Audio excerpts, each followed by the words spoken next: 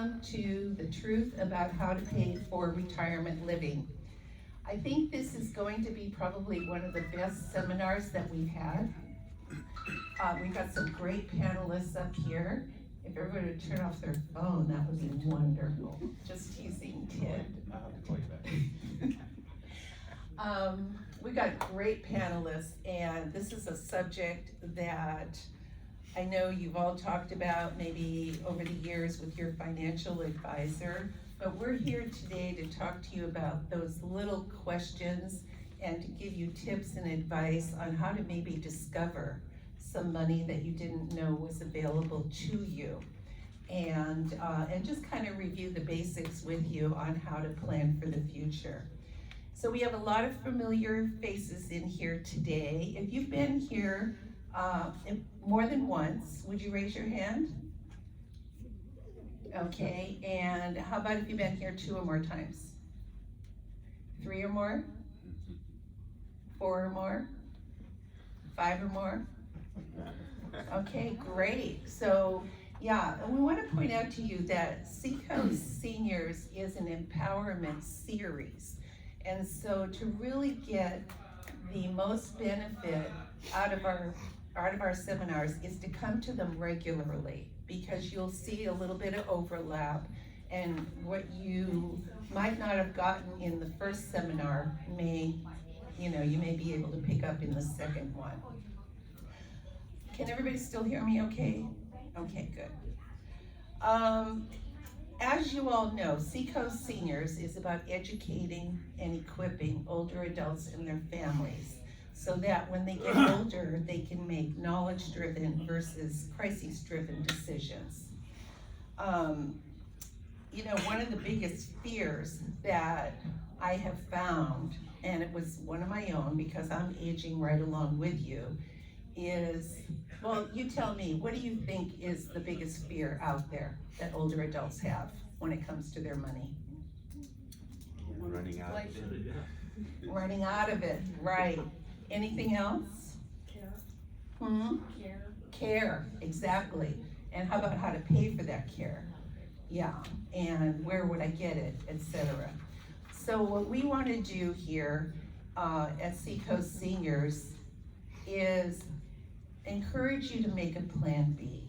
We know that statistics say that 99% of you want to age in place and will often half-jokingly say they're going to carry me out of here in a box. We know that that's how you all want to, the majority of you want to age. And but the sad truth is that even though 99% of people want to do that, stay in their home and die peacefully in their sleep, 70% don't. 70% of people at some point do have to make a move. And so we're not going to try to get you to move. If you want to age in place, we have resources that we can get for you so that you can continue to do that safely. But what we want you to have is that plan B, so that when the crisis happens, because eventually it will, it's not if, it's will, because I think everybody in here is going to die. Is anyone in here not going to die? Oh, okay, great. I'm talking about physically, not spiritually. We'll have another seminar for you, Richard. But, so what ends up happening, the reason I started Seacoast Seniors was because I was a pretty active realtor for about 42 years. And I was constantly finding, and I mean several times a year, running into situations where mom or dad had fallen or gotten a touch of dementia, and all of a sudden the neighbor had called the kids who lived out of town, and they were frantically up there that weekend trying to plan the rest of mom or dad's life. Mom or dad was often too weak to participate in it. And after they had made lots of bad decisions, a lot of times bad decisions just simply by Googling and not knowing what to do and being completely in panic mode, they would call me as the realtor to come list their house. And so I experienced this chaotic scenario again and again and again.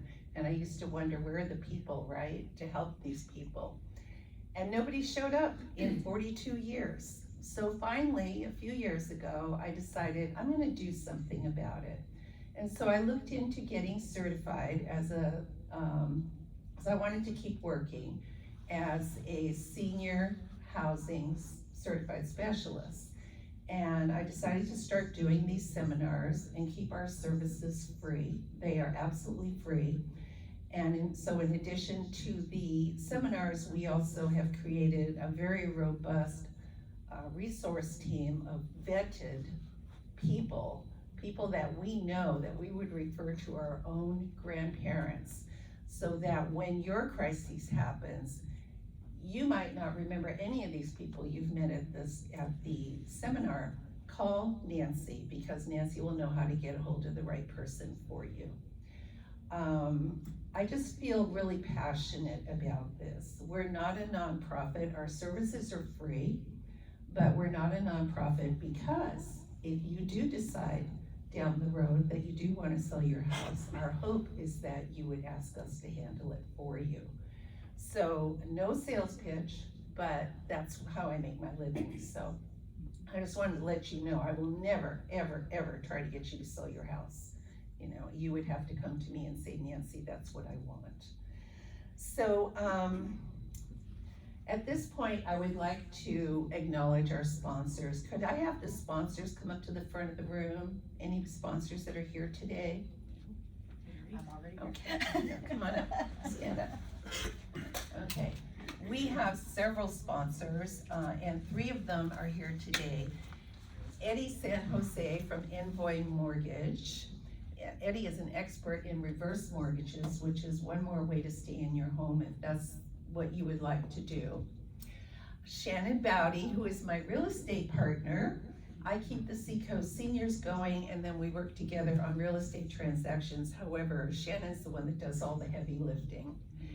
And Mary Ishikawa with Allstate. She is a stellar insurance person and can handle all your insurance needs. So thank you for coming.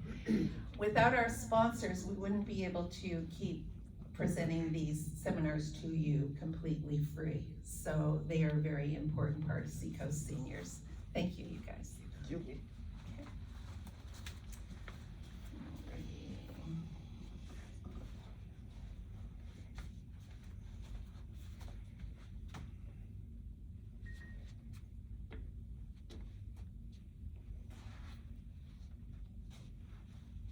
All right, so we talked about it being an empowerment series. So look to your neighbor and say, you are in the right place today. All right.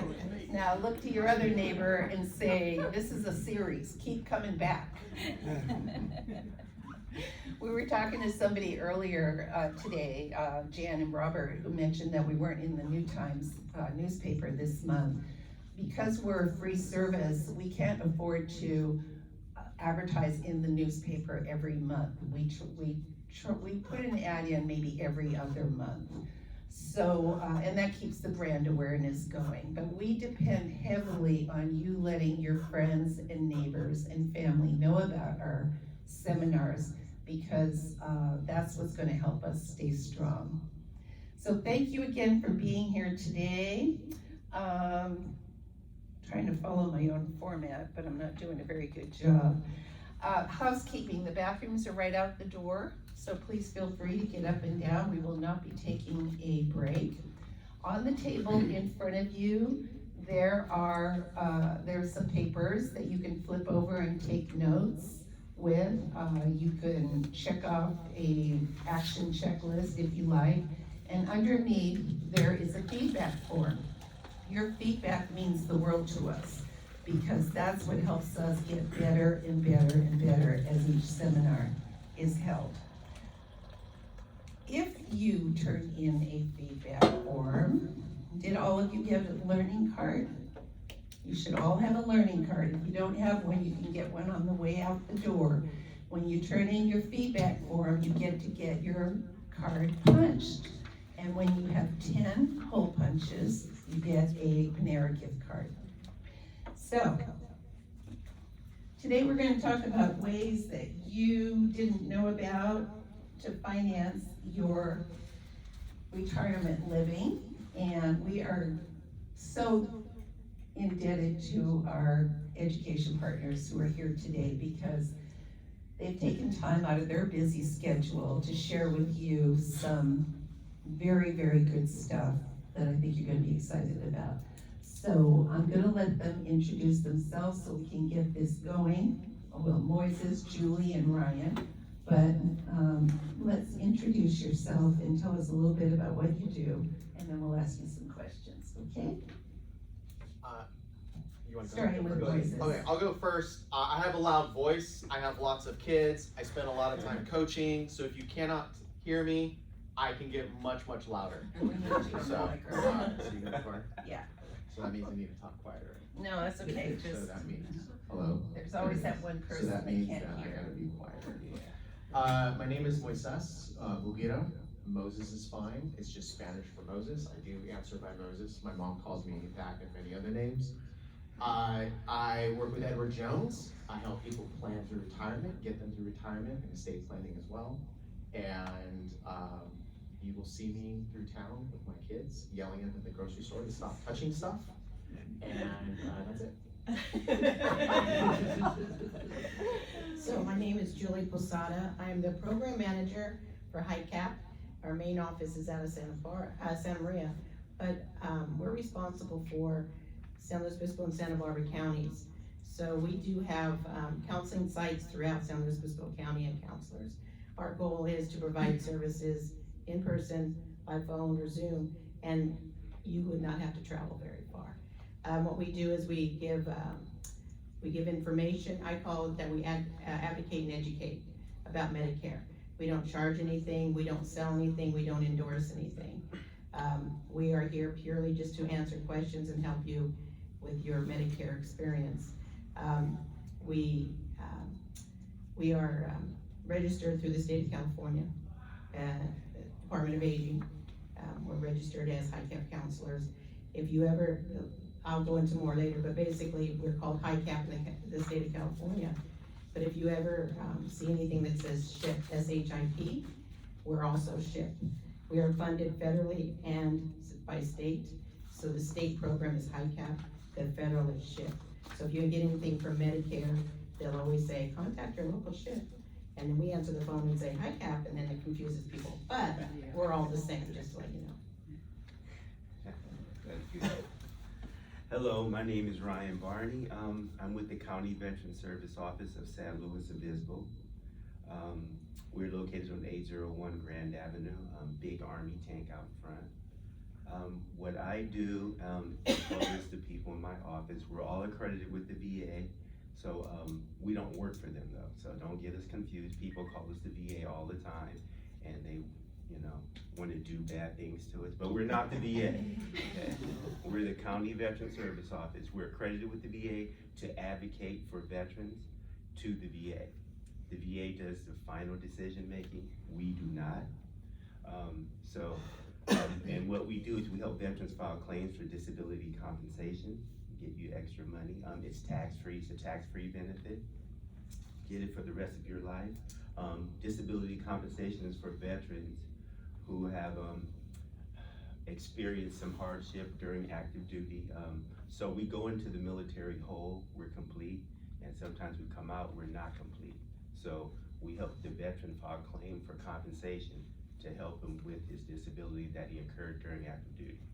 We also file claims for a VA pension, as well as burial claims. So we work with the Veterans Benefit Administration for compensation, the Veterans Cemetery Administration for burial claims, and the Veterans Health Administration for filing a claim for VA healthcare. So all three of those departments, the VBA, Veterans Benefit Administration, Veterans Cemetery Administration, and Veterans Health Administration, they do not communicate. So in order to help them communicate, we use the veteran to help communicate between these agencies. So that is what we do in a nutshell. We also do other things as well. So we always encourage veterans to call our office or contact Nancy, and she'll give you our contact information and schedule what we call a benefit review.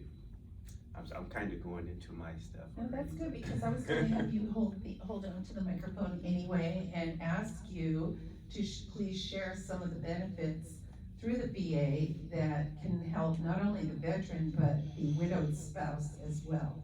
Okay, so we start with the veteran, all right? So as a veteran, there's certain benefits that you're eligible for, that you may be eligible for. And these are not my words, these are the VA's words, I'm using their words. So there's benefits you may be eligible for. And they tell this to, they have commercials, some of you guys have seen the commercials about veterans and their benefits and stuff, but you have to be eligible for these things. They're available, but you have to be eligible for them. And there's a bunch of criteria for that. So compensation is the first and best way to get money to supplement your retirement, okay? So with compensation, we look at your military history, and we'll do what's called a benefit review. We look at everything. So first we'll look at your military history to find out if you've been harmed while you were in active duty. If you're a reservist and you were harmed, the VA will not compensate you, just so you know. So if you got hurt while you're on reserve duty, if you weren't activated to active duty under Article 10, then your injuries are yours to keep, and the VA will not compensate you for them. Now, that's something that can change and should change, because we have a lot of military veterans who are reservists who do get injured and they can't file a claim. So that's something that we can change by contacting our congressman. And then I have a story about our congressman I'll share later, because I did contact him. And I got to see him in person. That's Mr. Panetta, in case you guys didn't know. I'm up in North County, by the way. I work up in Paso area, North County, so I handle those veterans. We have staff that works at their SLO office with the big Army tank out in front, and we also have a staff member that works down south at Arroyo Grande Library. So we try to cover everything. All right, so VA compensation would be number one thing. This is a tax-free benefit. You get it for the rest of your life. I'm currently rated at 40% disability rating. With my 40%, once you're over 30%, you can add your family dependents on. So like for a veteran, you could add your spouse onto your award, which would get you more money on your award, also tax-free. So then we get to VA pension. VA pension is for veterans who are 65 years and older, so that's one of the requirements, you'd be 65 and older. And then there's some additional requirements, like you had to have served active duty for at least 90 days, with at least one of those days during a time of war. Now, they don't mean you had to have been in combat, but you served during a time of war when our nation was at war. So those are some of the other requirements, as well as your income. Now, income is the big one. Most of my veterans get disqualified for the benefit, VA pension, because they're over income. And the income limits are set by Congress, which is why I had to talk with the congressman. And they're very, very low, the income limits. So with VA pension, you can also, so a lot of people come to me and say, hey, I wanna file for aid and attendance or housebound. In order to get those, you have to file for VA pension first. So you have to be qualified for VA pension before we can do a housebound allowance for you. And so housebound, in case, for people who don't know, housebound is for those veterans and their family members who are stuck at home, need assisted daily living activities assistance. And so the VA will help with that if you qualify, okay? So again, the qualification that disqualifies most people that I'm finding out since I've been doing this job is the income, right? There's also an income and assets component attached to that, which is why you need to schedule an appointment, because I can go into this, we'll be here all day. But so let's say, for instance, I have a veteran comes to me, wants to file for VA pension with housebound. Okay, so VA pension with housebound, would mean that there's a certain income limit that the veteran can't have more money, more income coming in than this income limitation. All right, so for most people, Social Security is more than the income limitation, so they're already disqualified. So my thing was, I talked to Congressman Jimmy Panetta, my boss, Morgan Boyd, happened to bring him by my office up in Paso. And I presented him with fact sheets for VA pension and surviving spouse pension, which I'll get into in a second. And so I told him, I circled some numbers for him, let him know that a lot of veterans that I see, hardly any qualify.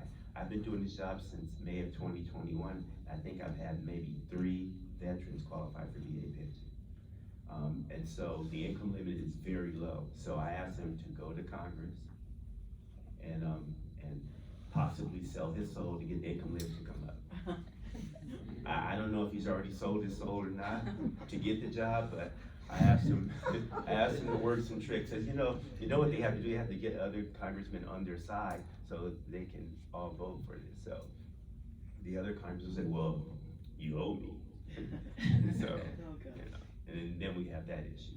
So I asked him to, see if he can get Congress to raise the limit so I can get more veterans who qualify for VA pension to help them with retirement. All right, so this will help with retirement if we can get more people qualified. And then there's the matter of surviving spouse pension. Now for the spouses, while the veteran is alive, so we're talking about spouses while the veteran is alive, there's literally nothing for you except for if the veteran is at 100%, then you get dependent educational assistance. You can use the DEA Chapter 35 education benefits to go to school. But other than that, while the veteran is alive, there's not much for the spouse. But when the veteran dies, a lot of things open up for the spouse, okay? It's called surviving spouse pension, all right? And that's a very, very, very low income benefit as well. And it's eligible, the spouses that are eligible have to have been, you can't have remarried, all right? So you have to be unremarried, low income. And so for that benefit, again, the income is low for a surviving spouse with 0 dependents, and she doesn't qualify for housebound or aid and attendance, which most surviving spouses are remarkably in good shape, I gotta say. They don't need much.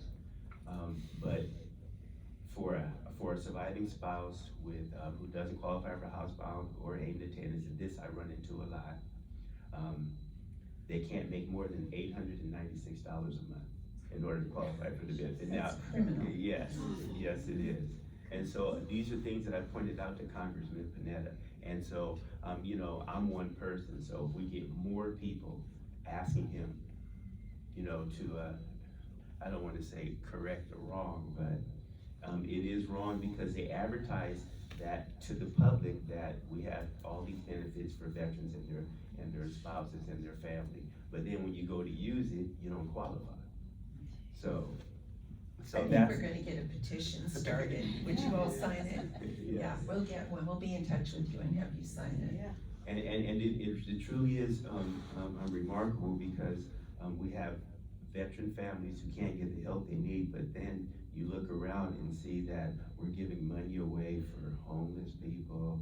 We're giving benefits to people who really, don't belong in the country, but then our veterans and their families don't get the help they need. So unless they're very low income, which means they're homeless at $896 a month, you're not doing much with that.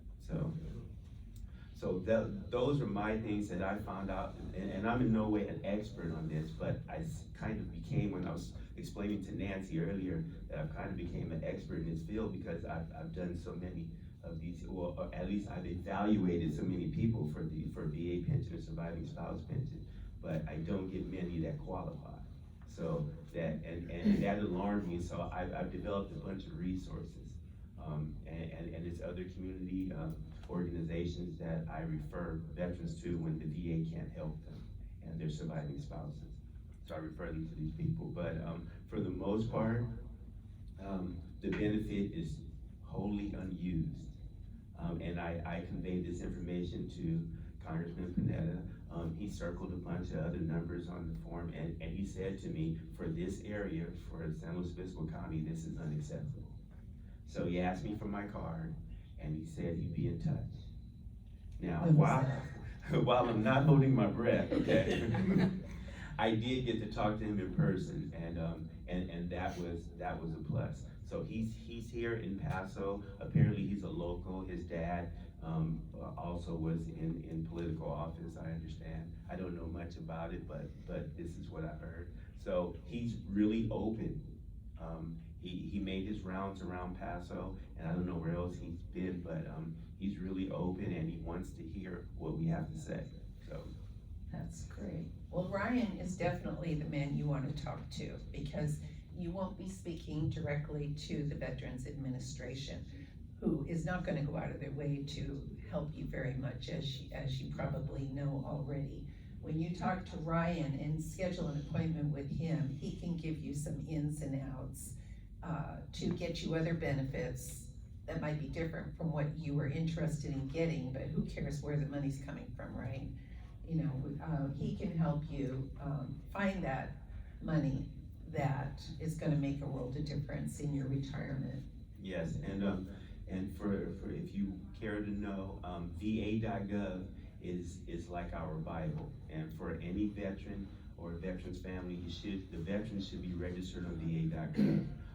The veteran's family can still go on VA.gov even though they're not registered on it.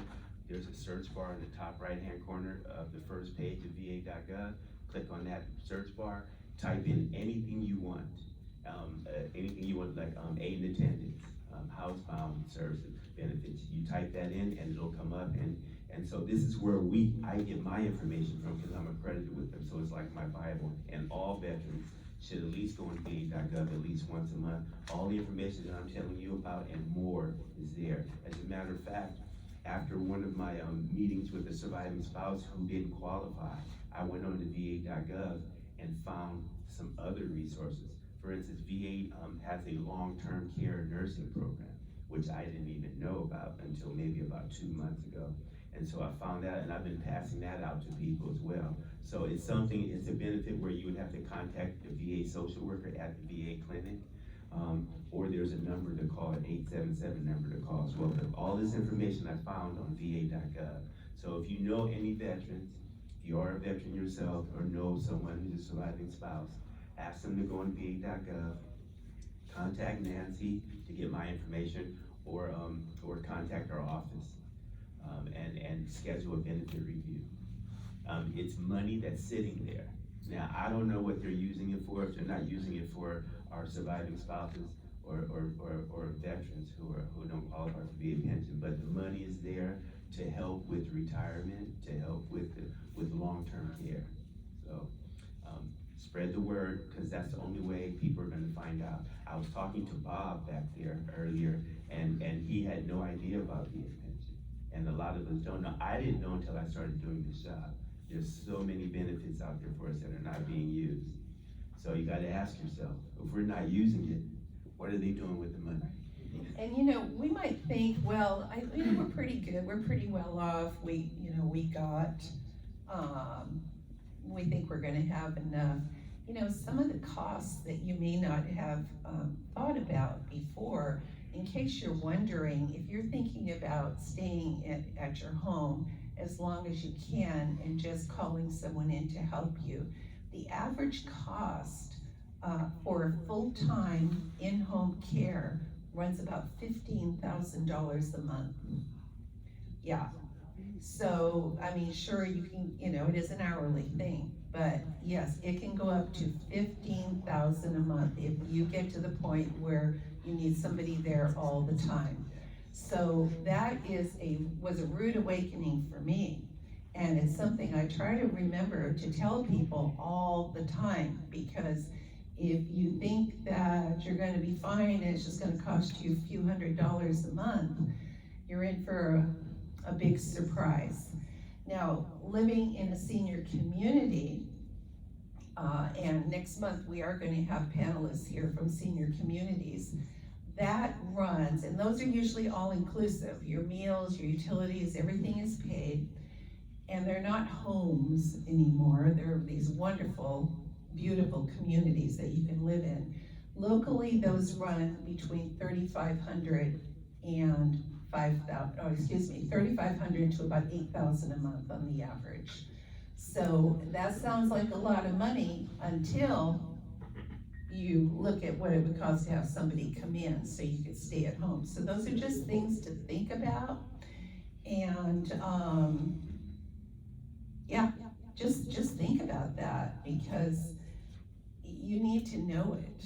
And so maybe that will at least expand your mind just a little bit to, well, let's stay at home as long as we can. And then at some point, it might make sense to move to a senior community. And because most people at that point can, with benefits, free benefits, and drawing on some of the sources that we bring to you, is enough to cover the monthly, and you no longer have a food bill, gardening service, you have nothing else. You just go, show up, and it's like, a lot of them, it's like living on a cruise ship, so. And then the food is amazing. And all of the ones that I visit, the food is amazing. So I just wanted to interject that before I forgot. And now we're gonna pass the mic to Julie. Julie's gonna tell us how, Yes. Julie's gonna tell us how Medicare works, what it covers and doesn't cover as it pertains to long-term care. Hi, so I wanted to thank you for the opportunity to talk about this. This is a question that we get quite often. And just before I forget, we have a card back there if you need to contact us. We also have a podcast. And our podcast is based on questions that we get all the time. So we, basically the podcast will go through a topic, and long-term care might be a topic, and our most commonly asked questions. So if you have an opportunity to do that, that would be helpful. I think would be helpful for you. So to answer the question, how does Medicare help with long-term care? It doesn't, not at all. It has nothing to do with long-term care. Medicare is for medical providers, doctors, medical services. It actually doesn't even provide services for dental and vision unless they're medically necessary, okay? So it's really straight, very clear what Medicare does. Now, saying all of that, there are benefits in the community to help with long-term care. So I'm talking about Medi-Cal. So Medi-Cal has many, many programs. I'm gonna talk about two, okay? And the one that we work with a lot is community-based Medi-Cal services. So you might have someone who is on Medicare as a primary, Medi-Cal as a secondary. You do have to meet asset limits, and you have to meet income limits. So it's based for low income. And I'm just gonna throw a number out there, there's so many different calculations they do, but to give you a general idea, $1,200 to $1,400 a month, okay? It just depends on what other expenses, there's a big long formula. But in general, somebody tells me, oh, I make $1,300 a month, then I think, okay, this is a possible option for you. The asset limit a year ago was $2,000. This year it's $130,000. Starting in 2024, they will not have an asset limit, only income. So if you were denied, there's a lot of people that have a 401k and they have money in it.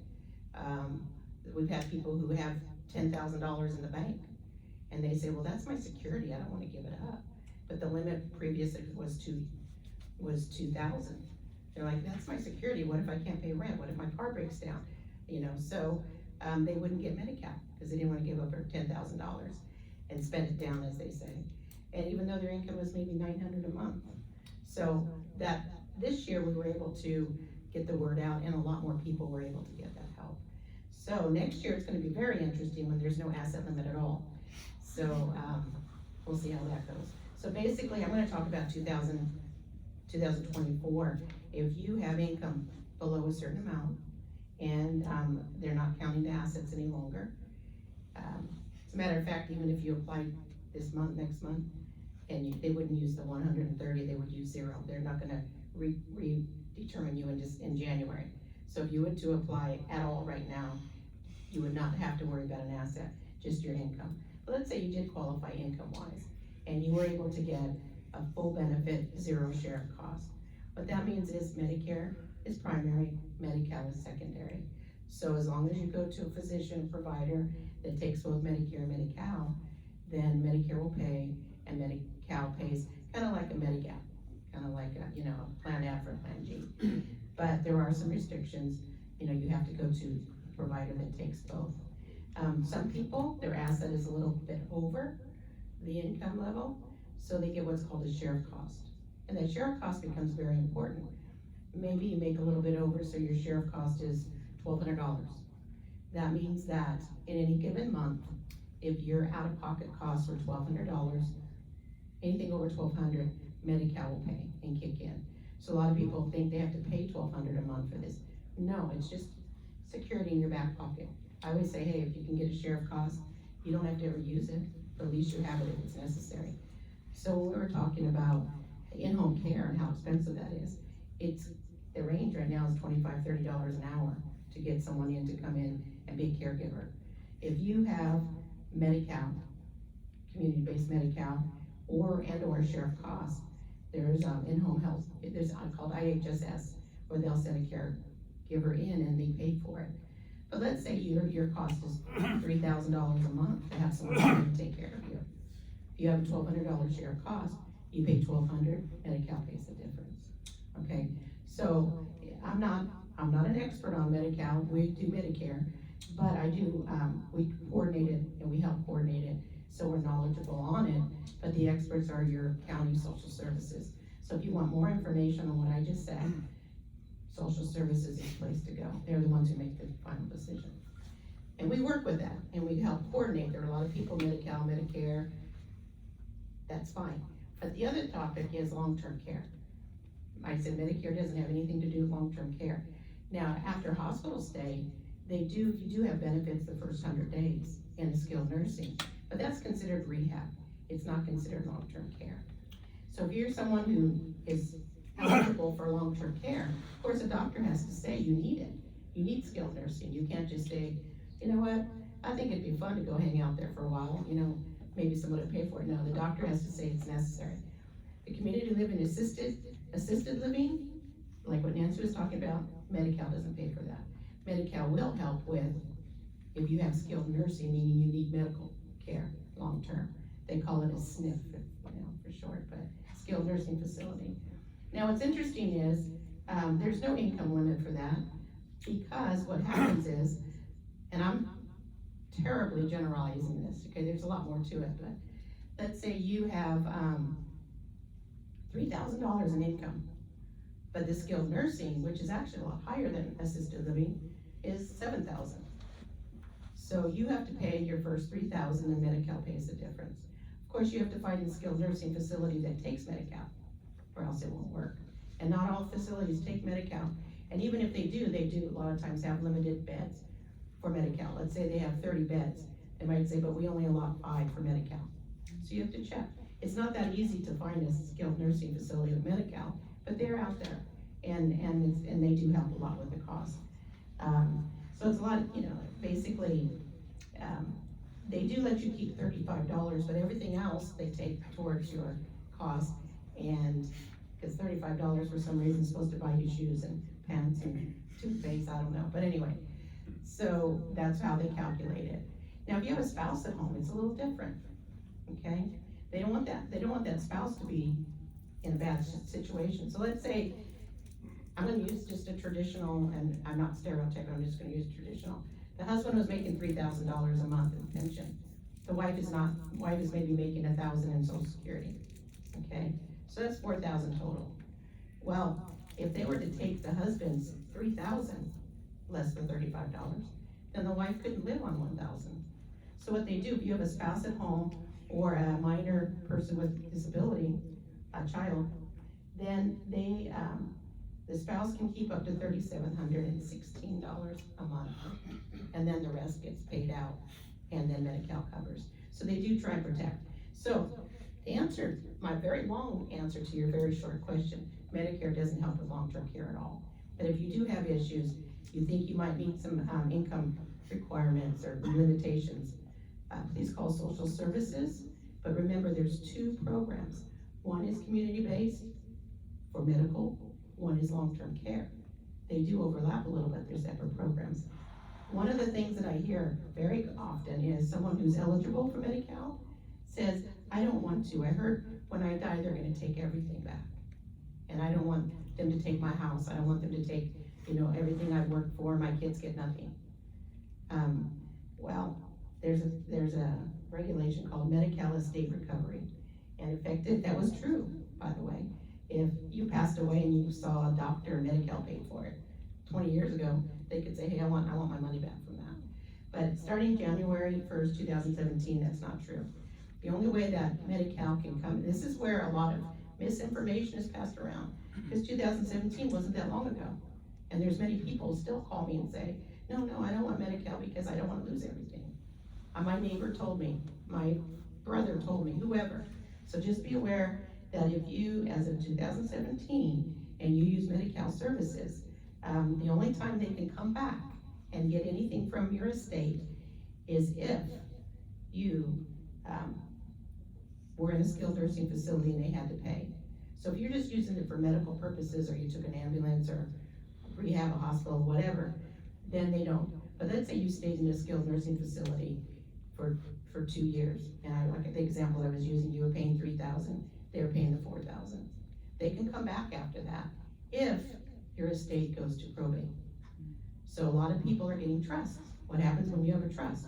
It doesn't go to probate, okay? So there are ways to get around that rule, but the only way that they can at this point come back and collect anything that they paid out on your behalf after you pass away is if you were in a skilled nursing and your estate goes to probate. Now, if you have a spouse who's still alive after that, then obviously that wouldn't happen. It wouldn't be until that spouse passes away. So anyway, I wanted to just let you know and be very careful. There's scams out there everywhere. So the information I gave you, we try and be very clear. If you get information elsewhere, even if you Google, be aware, there's a lot of scams out there, and you punching that information in could start a scam, as something that's gonna come back and get you later. So be very aware of what information you're providing on the internet to people. There's a lot of scams going on, and we help people with it. If you ever find yourself in a scam that has to do with Medicare or Medi-Cal, whatever, you can call us and we'll help you. But I always throw that in there, because especially when you're searching Google, they're just out there, okay? But that answers that question, so. Thank you, Julie. Moyses, would you please speak to us about how important it is to have a retirement plan in place when it takes into account the unexpected, and what important steps can we take today to better position ourselves for retirement? Thank you. So the market right now has made this a tiny question, right? So when we look at the modern day retirement is very different than the retirement from before. There's a few things that matter now. So we've noticed that we call them the 4 pillars of retirement, that the majority of my clients are currently in retirement. So it comes down to health, family, purpose, and finance, right? Before it used to be like, I just need to get through it. I just need to live up to my money and be able to get through it. So when we look at it, the way we approach it is, it almost seems kind of boring, because we look at it from an accounting point of view. And just to jump real quick, she mentioned trusts. Please fund trusts, please do it. Otherwise your stuff is gonna go into probate, and it can last very long. So with that, what we want people to do is imagine what you want retirement to look like. Honestly, what do you want it to look like? Does it include being with family? Does it include traveling? Is it a car every 5 to 10 years, or maybe every 15 to 20? If you're like me, it's every 15 to 20 years, because I get cheap about certain things. and I spend money on other things. What do you want it to look like? And then when you look at that expense, you're literally budgeting your money. And you're looking at necessary spending and discretionary spending. So the necessary is just what it is. It's bills, it's food, it's medical costs, it's all of that. And then discretionary could be spending time with family, traveling, enjoying retirement. You've worked for so long, I actually want to do something with it. And then basically you come up with that. And that's where we start with our clients. And a few of the questions that we'll ask is, what keeps you up at night? What is that thing that keeps you up? What is that thing that bothers you? And like you mentioned, it's almost always outliving my money. So here's a statistic that I know some of us know that I don't think most people know. That when you have a couple, at the age of 65, they retire together, there is a 60% chance that one of you will live to your 90. So people are living longer today because we're in general, medical care is typically better, health is better, eating is better, and so our retirees are just living longer. So that makes that concern of, oh my gosh, am I gonna outlive my money? So what we do is we take into account what are those expenses that you're going to have. And then we're gonna let's add in a few things. Possible hiccups in life, health concerns, medical, living expenses, things like that. And then we wanna look at, okay, well, what do you have? What are the income sources? Internal income sources, external income sources. So the internal ones are Social Security. That's the first one people are gonna ask. Typically, I'm going to tell my clients, depending on who they are, I'd like you to wait. Wait for as long as you can until you need it. And the reason why is, so if you take me, for example, my wife and I, my Social Security is going to be different than my wife. And I'm a couple years older, and she's probably gonna outlive me. So my Social Security benefit will benefit her beyond me. And so if you take it early, you can actually reduce it by up to 32%. Where if you wait longer, you can increase it by 25 to 30%. So for every year after Social Security, it increases 8%. Now, could you imagine if a financial person told you, I can guarantee you 8% income? That's kind of impressive. So every year you wait, it will do that. Now, there is a cost-benefit analysis. I understand that sometimes it is better to take it a little early for that person. I get that. But in general, we want to. And then we want to look at pensions. So if you take Social Security and pensions, not 401ks, pensions. Not too many pensions so much anymore these days, but there are pensions out there. And so we have those two income sources right there. Now, so do the math in your head, like I'm sure you do when you're budgeting, doing your family budget. So you have your expenses, and then you have those two income sources. And then what is that gap?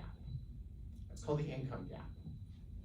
So now we're gonna look at what other things out there do we have to cover the income gap.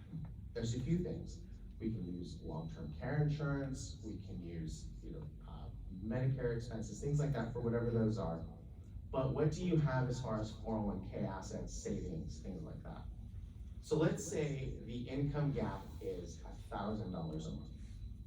And let's say a family has, I don't know, $300,000 together, maybe more, maybe less. But one of the biggest things I have clients ask right now is where the market is, oh my gosh, Moses, I've lost so much money. No, that's not the real question.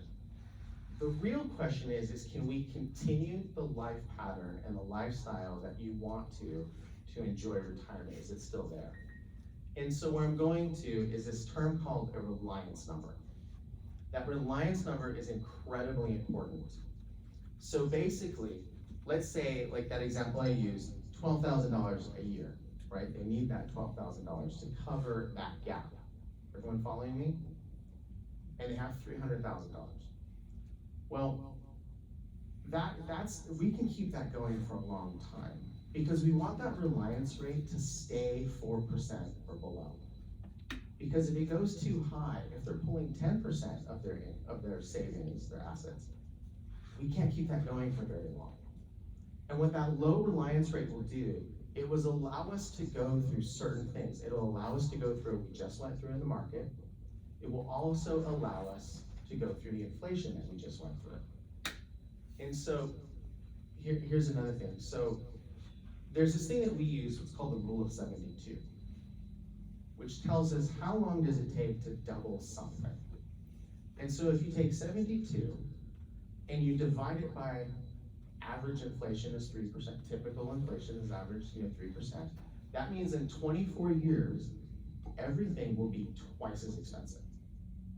And so if you retire at 65, by the time you hit 89, everything is twice as expensive.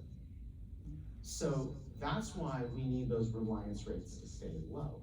So if someone is pulling 7, 8%, they may not be allowed to go through these things that are unexpected medical costs, unexpected inflation, unexpected turns in portfolio values, things like that. So what we constantly need to do is that we have to constantly make sure that you are addressing that monthly plan and you're relaying to whoever your planner is, this is what's going on. And you need to constantly re-engage. Is this working? Is this working? Do I need to change what I need to do? So one thing that we've seen a lot of people recently do is a lot of people went to what's called laddering CDs. CDs shot up. CDs were fairly high. And for people that are later in retirement, they don't want to go through this. And so what they did is we laddered. You can ladder, banks do it, we do it, everyone. And you basically have a CD come due in 3 months, 6 months, 9 months, 1 year. It goes like that. So there's always money coming due. And then portfolios, it released the reliance rate or released the market risk of portfolios. So what you need to do is have these constant conversations with your planner, with your family, with your significant other, that are we doing okay? And if that reliance rate, that's the big one. If the reliance rate is still healthy, you'll be okay. But if that reliance rate gets too high, that's where we need to make changes, make adjustments, do other things, transfer the risk using something else, whether it be insurance or something like that. But that's the biggest issue that we see. And so it really comes down to, I have 5 kids. I have too many kids. My 2 oldest boys, as of today, 23, one of them, and 26. And I have a 19-year-old daughter and 11-year-old twins. My oldest boys, I can only imagine what I must have been like when my parents talked to me, because talking to them is so fun. They have all the answers and they just don't listen to me all the time.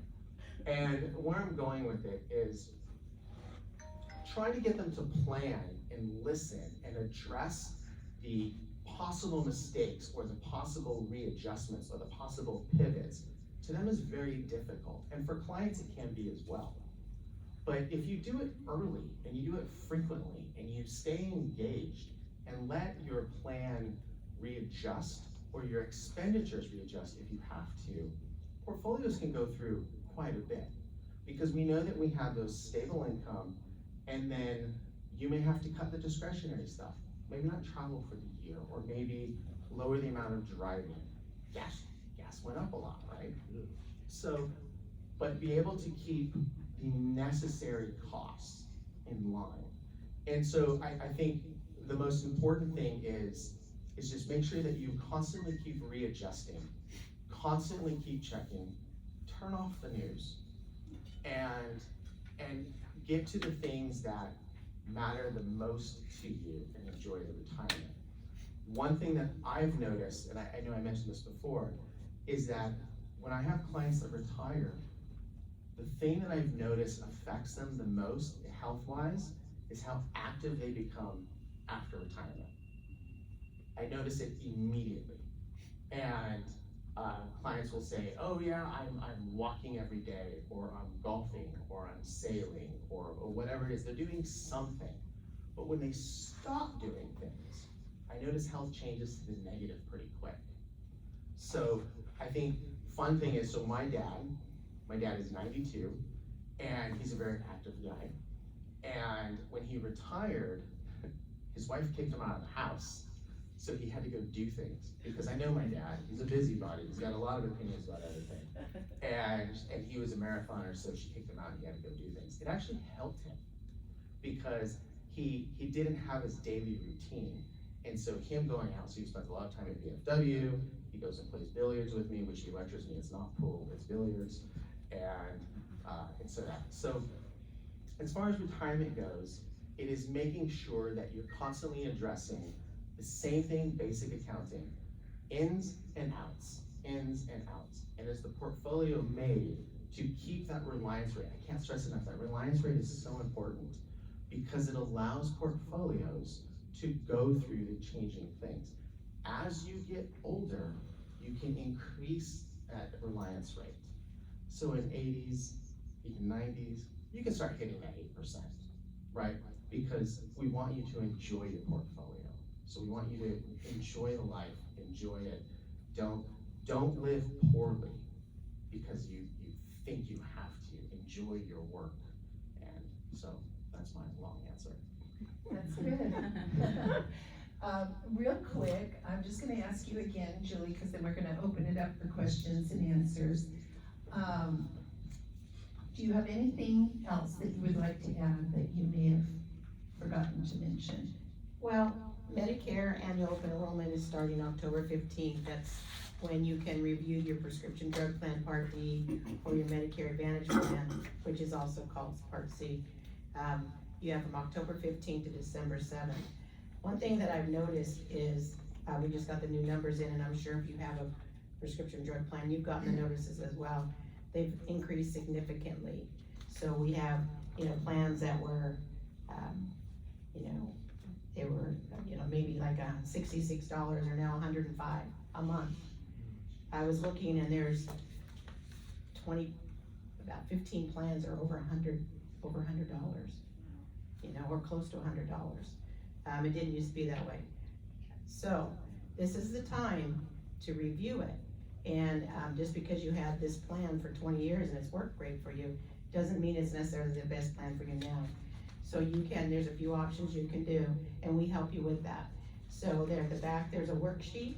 If you want us to review your plan, and we don't sell anything, we don't endorse anything, but we will run October 15th. If you send that in October 15th, starting that date, we will do a search for you, and it'll come up with the 3 most economical plans. If your current plan happens to be it, that's great. If it doesn't, you can choose to switch. You don't have to get back with us, we just give you the information. Now, you can go on Medicare.gov and do it yourself. A lot of people do that. The problem is once they get the search results, they're not sure what that all means. But, or you can, if you have an insurance agent that you trust and you feel comfortable, you can do that. So just let you know, this is really critical this time of year, normally to get it checked, but especially this year because of all the price increases. If you are not a Medi-Cal and you zero share of cost and you don't deal with this until January when you get your bill and it's gone up $40, you're stuck with it for a year, okay? Now, one of the things that's interesting is if you've ever been involved in high cost drugs, prescription drugs, I have to clarify. So there's a thing called the gap, used to be called the donut hole, and then you get into catastrophic. Catastrophic, you pay 5%. They're eliminating that in 2024. So there's a lot of things that are good that are happening, but the premiums have I was just looking at these going, oh my gosh, we're gonna get so many phone calls. The other thing to be aware of, Part B is going up to $174.80. Remember, it was high, went down, it's back up again. So you wanna look at that, maybe only $20 here, $30 here, $50 here. But especially if you have 2 of you, that's a lot. So if you want us to help, we're there, it's not a problem, just do it. Whether you do it with us, do it on your own, talk to an insurance agent. We just want you to review it. Come January, you're stuck with it for a year. Now, the other thing that happens is maybe your drugs are not covered anymore. Maybe your premium didn't go up high, but instead they're compensating by changing the tier level. So what you were paying $20 copay, now you're paying $90, okay? You gotta be aware. These plans change every year no matter what, but this year, it's strange, it's very strange. So I would suggest, we're here to help, we would love to help you. Doesn't matter whether you come to us, just please review it, because it's a shame to throw money away that you don't need to throw money away at. If you can get another plan that covers it better, cheaper, why not, okay? So anyway, this is the time of year. Scams, time of year, beware. Great, Brian, anything additional that you wanna mention that you may not have mentioned before? No. What's that? No, she's getting this back, she can't. No, Nancy, I'm good. I don't Is that have you, anything Tommy? to add. Bad, Tommy. Thank you, Paul. Okay, Brian, sorry. No, I'm good. I don't. Anything? Okay, anything else, Moises, anything else you want to mention? Yeah, there is one thing that I would add, is that when it comes to, is this all turned on? Not turned Oh, no. There is one thing, I would say, make sure that your family knows what your information is. Put it in a binder, let someone know, besides your significant other, maybe the oldest brother, whatever it is, but it makes the process of the things that you don't want to handle easier to handle when you have to handle them. So put everything in a binder, policies, accounts, let that close person know where it is. It's very difficult when something really bad happens and people are looking for it. And it takes, believe it or not, it takes years to find everything. So put it all together. I see you shaking your head back, Megan, so please put it together. Yes, thank you for bringing that up. That's so important because, again, when the crisis happens, you're not gonna be in any shape a lot of the time to direct your family members. And I know usually, we're not selfish, but we do have a tendency to just think about how we are going to be during a crisis.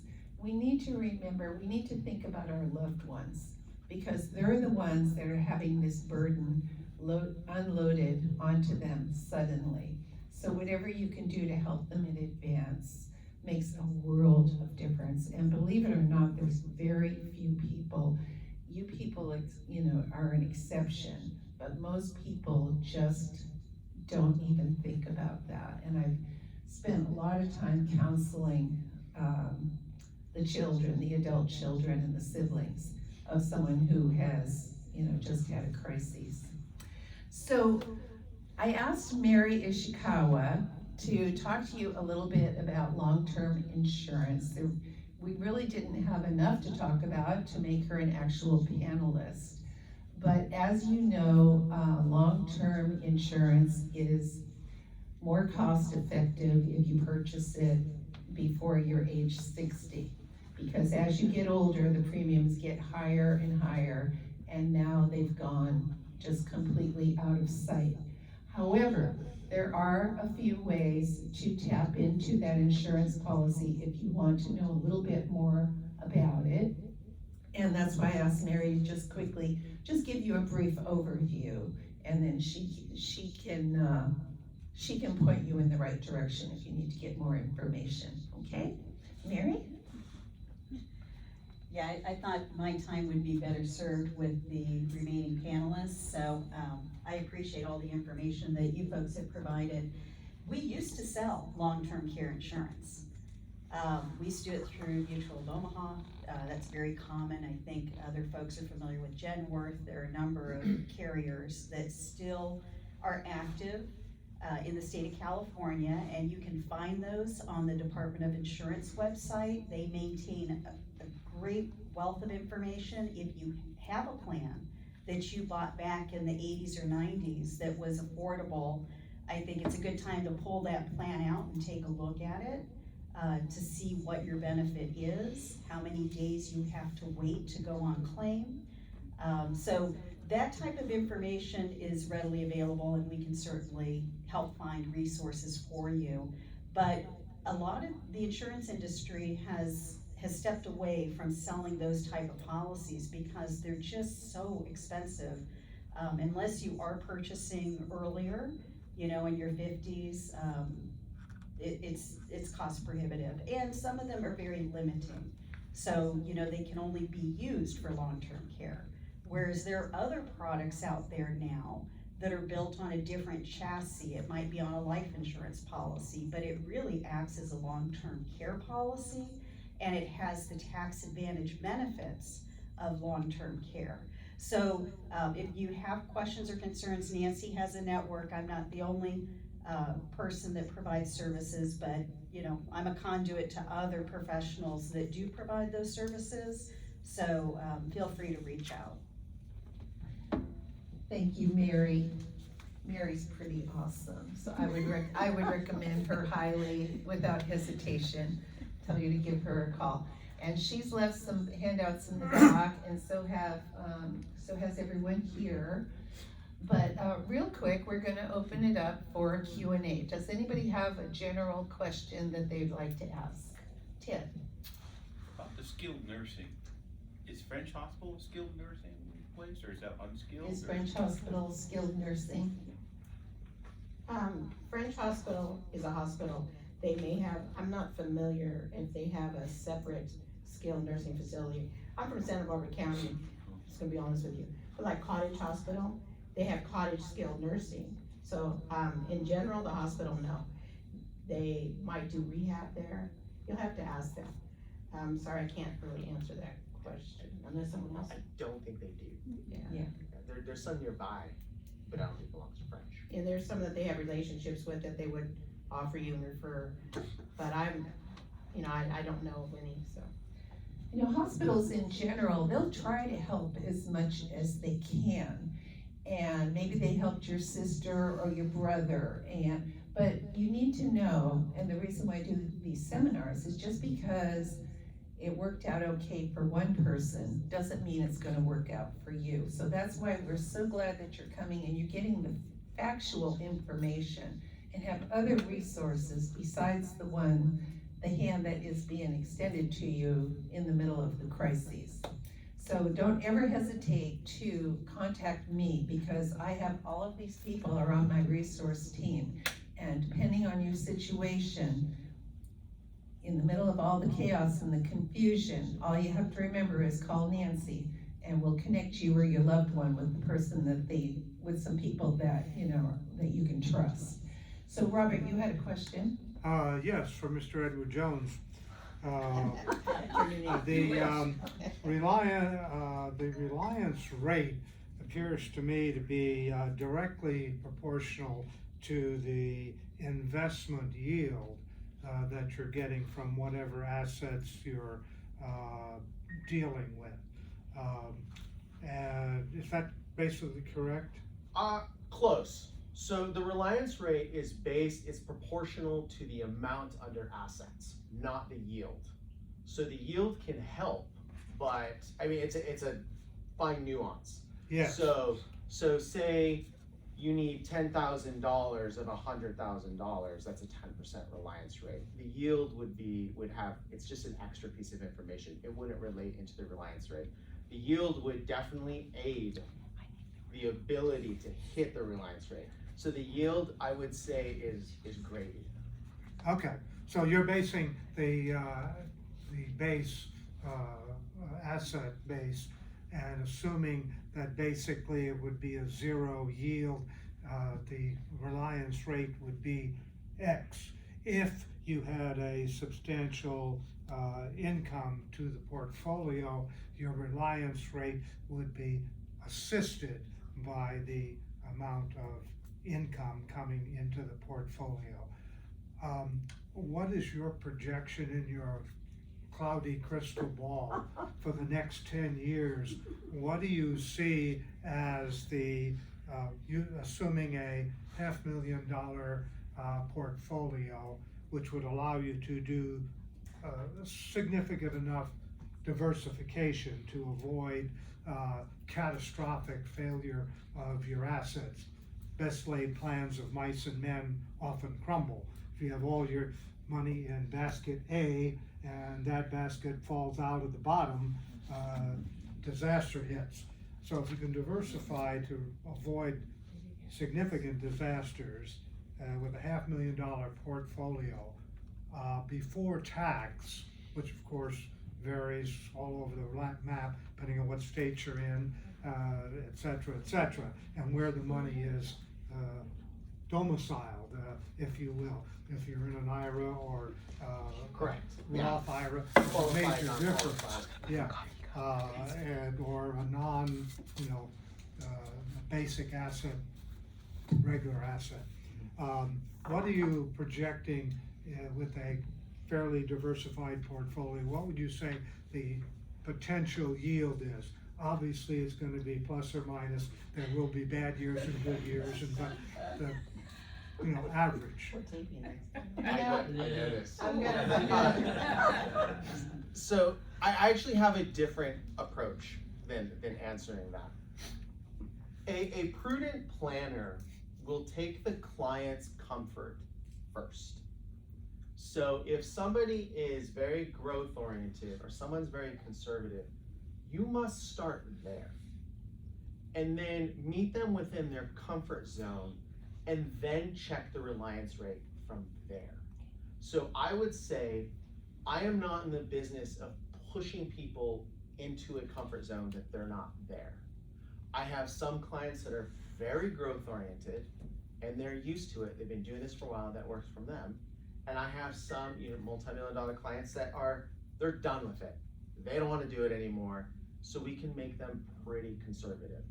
What it comes down to is making sure that we meet them where they are and then checking that reliance rate against that way. Obviously, something more conservative is going to be lower. So what I'm getting at is, one, don't take on the risk if you don't have to. There's no point in taking on risk if you don't need to. Now, if someone has to take on more risk than they should because they have to, that's a conversation of understanding responsibility and knowing. So what I would say, if someone doesn't need to, and they can easily meet those obligations with like laddering CDs, then do that. Because that will help you sleep at night, that will help you enjoy life without going through this. So I would say approach it that way, than trying to aim for the stars and be like, it's doing really well. So my mom, no risk. My mom is not comfortable with it, cannot do it, there's not much. So I don't put that much into risk. 10-year treasuries. Well, So, yeah. so how about if you two talk after the seminar? Yeah. Privately? Mhm. Were there, Okay. do you mind, Robert? So No, I'm it's okay. gonna go I ahead just and thought wrap that it was a up. good general thing about the, because the reliance rate is a terminology that I think a lot of people are not familiar with. That's a different, that terminology, I want to make sure that there was what the relationship was there. Mhm. Yeah, that's a good point, Robert, thank you. Anyone else have a question? Yes, okay, Janice? Jan? Are they gonna mail out the Medicare books this year? Yes, if you are on Medicare, unless you have chosen to get the electronic version No. through your My Medicare account, yes, I just received them, we get some, and we get them earlier. So we just received them last week, so they should be getting here. Okay. Great. Downloadable is available now. Yeah, now is it for Southern or just in general? Cause the books you're gonna get are for Southern California, but I think if you're online, it's just the general. I was referring to the Medicare handbook for the year. Yeah, my Medicare and you, yeah, we get a Southern Yeah, California. the back of it has all the drug plans that you're talking Yeah, about, and we yeah. got a notice, of course, that the drug plan was. So anyway, you should be getting one, that's good to know that they're online, they are ready and they're going out, it's just, I guess where you are in the list, I don't know. But I got mine Okay. our office got ours last week. Okay, I've got time for one more question, and our education partners graciously are going to stay after the seminar in case you have a few questions or if you want to set up a private consultation. Sylvia? My question is in regard to long-term care. Years and years ago, I was scared to death because I saw where so many of my friends' parents were losing their houses because of the fact that they couldn't pay for long-term care, so they had to sell a house. Well, anyway, I was scared. We went out and bought long-term care insurance. And I've been paying on it for years now. What happens if I pass away with all the money that I've put into long-term care? Where does that go? Do my, You need to get your hands on your policy and read it. Because there have been lots and lots of changes made, lots of different products that have come out over the years. So it's imperative, if you can't find it, get a hold of the company that you've been paying the premium to and ask them to send you a copy of your policy. Okay, Because there is no one size fits all, right. okay? All right, so we've got some raffle gifts here that I wanna give away. And, let me see. Did everybody get a raffle ticket? Okay, the first one is going to get this beautiful basket that Eddie San Jose donated from Envoy Mortgage. I can't pick it up and draw at the same time, so you'll see it in a minute. All right, the number is 1750770. Jan, you won last time, didn't you? No, I didn't. No? Okay. It's like, should I wish I had. Do you wanna go up there and get a picture with Nancy with it? We'll give a picture, we'll give her, she'll come up and get it. Oh, no, that's okay. Oh, no, that's good, never mind, okay. Sorry, thank you, I can picture you with it. Shannon's our best promoter, and she would have me like this in every shot, every video. Okay, so our next one is from Mary Ishikawa from Allstate Insurance, and she donated 4, not 2, not 3, but 4, I think there's a 4th one here, anyway, I'll find it, to the Clark Center. 4 tickets to the Clark Center to hear a tribute to Johnny Cash. And that's October 22nd, so that's pretty groovy, right? Okay, let's see who the lucky winner is. 1750775.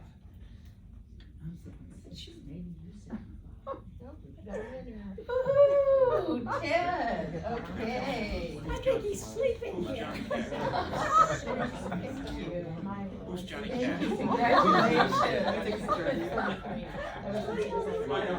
He's gonna be singing Johnny Cash now for this whole next month. Okay. And our next raffle gift today is from Terrace Mobile Home Foot Care. And yes, I said mobile foot care. She will come to your home, which I think is such a godsend. And she will give you a pedicure, manicure, whatever it is that you need, cut your toenails. She's awesome. It's just this wonderful service that she provides. And she has donated a little basket or bag here, a little gift bag. And that prize will go to our lucky winner, 1750777. Woo-hoo! Okay, Harris. Excuse me, I won last time. Why don't you pick another number so someone else can? Are you sure? Yeah. Okay, if you insist. Something else for you. Okay, 1750773. You won. Richard. No, Terry. It's Terry. Oh, thank you. You're so welcome. Congratulations. Love it, thank you.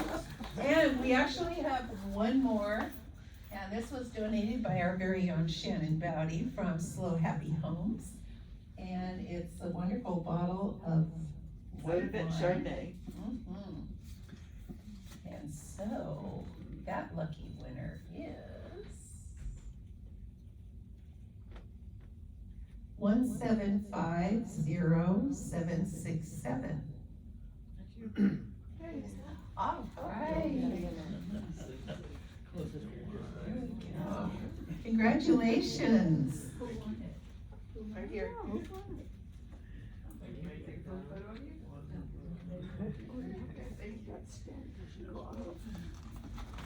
Okay, so I want to thank all of you for coming here today. Have I forgotten anything, Larry? Sometimes I forget like the most obvious, so that's why I'm asking. We forgot to pledge allegiance, so well. Kind of weird doing that at the end. I wanted to tell you about our seminar next month. We're going to have 4 panelists here from various senior living communities in the area, and you get to ask them questions about what you need to look for when choosing assisted or senior communities to live in. So that's going to be a good one. You'll have an opportunity to sign up for a private tour if you like.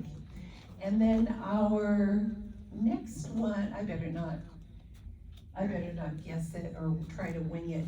We do have a schedule of our seminars out there, so, but definitely next month, October 25th, is the what to look for in choosing a senior community.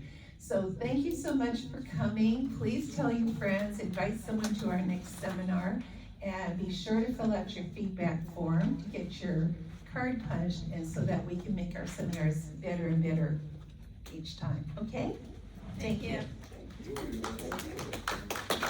Oh, and a big hand for our education partners. Woo-hoo. Thank you.